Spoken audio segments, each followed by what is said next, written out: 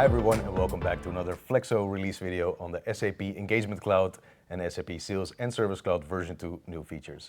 The roads are quiet, the summer is in full swing, but the new features keep on rolling in. My name is Tim Paukovic, Sales and Service Cloud consultant here at Flexo, and I'll be handing you over to my colleague Tim, who will take you through the most important Engagement Cloud features. Thank you, Tim. My name is Tim. I'm the marketing automation consultant. And I just want to start with a quick reminder for those who were not able to watch the previous release video, but SAP Emarsys is now called SAP Engagement Cloud. SAP has officially renamed their marketing automation tool to be in line with the other SAP solutions in the CX suite.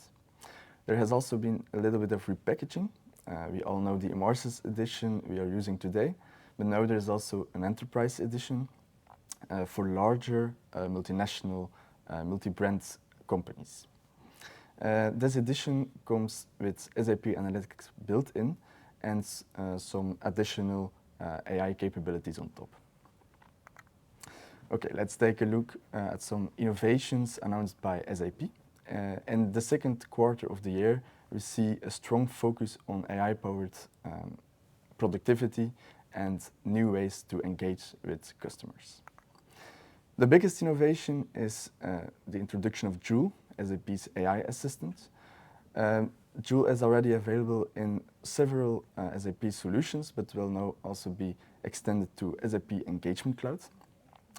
Joule helps marketers to work faster just by interacting with SAP Engagement Cloud using natural language.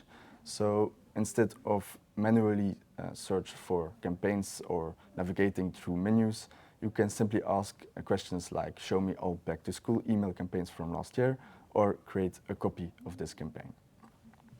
This feature is still in an early adopter phase, which means that SAP is looking for customers who want to try it out already and share their feedback. What if creating campaign content just took a few clicks? That's exactly what the AI-assisted content composer is designed to do. You can easily create new email copy, new images, adjust existing images, remove backgrounds without leaving SAP Engagement Cloud. The content of the campaign is already tailored to the campaign because the AI takes the audience, products, and campaign context into account. This is still in a pilot version, but it will soon be generally available. Did you already use the AI-assisted report builder? It has been released at the end of 2025. For those who don't know it yet, the AI-assisted report builder allows marketers to generate custom reports and campaign insights without manual work. The SMS and email campaigns and channels were already included in the AI-assisted report builder, but now SAP has also extended the feature with mobile in-app and mobile push data. So you can simply ask for the opening rates, for example, in your mobile push campaigns in the past month. Marketers often use push campaigns. Of course, the messages depend on the customer giving their push opt-in to receive push notifications. But of course, sometimes you just want to share relevant information to your customer. With the new embedded messaging channel, you can deliver pull-based messages without requiring any push opt-ins. For example, a contact who receives a loyalty reward but is not immediately available to act, then the message will be available in their in-app or website inbox. So this allows the customers to search for the message afterwards and act when it suits them. So no more digging into email boxes or spam filters. And last but not least, we may introduce you to a second new channel. Then you probably know already RCS. Yep. This stands for Rich Communication Services, and it's the next generation of SMS. So instead of plain text, you can send out interactive messages, including images, carousels, buttons, web pages, suggested replies, and so on. So imagine what you can do with your summer sale promotion. So these were the key highlights of the second release of 2026. We saw a lot of new improvements around AI and new channels. So this will be exciting how this will evolve in the coming releases and how this will support the marketeers and their daily work. Absolutely, and we'll keep you posted in future releases, as always. Thanks all, Tim. I'll be taking over for the Sales and Service Cloud features that have been released in the past quarter. Excuse me, starting with the general improvements. The administrator now has the ability to monitor API metrics. So you can check the API call volume, the rate limits and rate limit violations, just to give you that extra bit of visibility into your API usage to avoid disruptions and optimize performance. The approval flow has been adapted, so you can now configure to have a step that automatically approves or rejects pending approval steps after a certain time. So that can be between 1 hour and 10 days. And this should reduce any delays so your coworkers don't keep waiting on approval. The Mashup look and feel has been changed, so you can now display mashups without the default card container. And this allows embedded content such as custom widgets, charts, or mashup tools to match the layout and appearance of the standard SAP interface. So there's less padding in your design configuration. Custom action buttons have been enhanced, so you can configure a custom action button on a custom UI that triggers navigation to any custom UI. Sounds complicated, really isn't. For example, a service agent can be reviewing a customer policy, can click on Start Claim, which launches a custom claims mashup, and the names of the customer that are available in Sales and Service Cloud will be automatically populated in the mashup.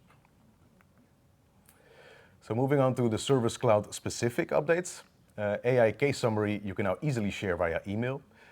So as a service agent, when you're handling a case and at any point in the process you need to communicate with relevant stakeholders, the sharing of information is just a few clicks away. You can choose which aspects to share, so you can share either the content of the case and or the resolution to the most relevant people. So everybody's up to date. Service teams changes are available to be displayed on a timeline, because as we know, sometimes tickets can wander throughout the organization to different departments, and this helps it to make it a bit more visible what the history was of the case and which departments have worked on it before. Now there's a ton of new features, but here's a list of a few quick features I'd like to share with you. So customer return orders, you can now create for partially completed sales orders. So your service process is never interrupted and you can help your customer even though the sales order is not completed yet. You can initiate notification messages in Sales and Service Cloud from a mashup. And you can auto-complete conditions for case steps in case you use them, so service agents aren't stuck and don't need to manually complete. This can be completed automatically. And you can configure a reply to email address for all your outbound email channels. Moving on to Sales Cloud. Sales quote versioning has been introduced. This means that you as a sales rep or your colleagues can keep track of changes you've made to your sales quote and keep track of multiple versions and still always keep that sales insight into what actions worked and what changes you've done to your sales quote. Now it's also easier to create a sales contract from a sales quote, as you can now create it as a follow-up document, and any information such as products and conditions on your sales quote will automatically be replicated to the sales contract.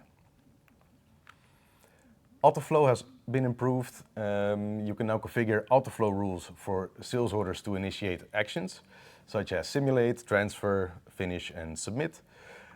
These are all actions that the sales agent had to perform manually, and now it's able to configure in your Autoflow, saving much manual actions. And finally, Playbook enhancements.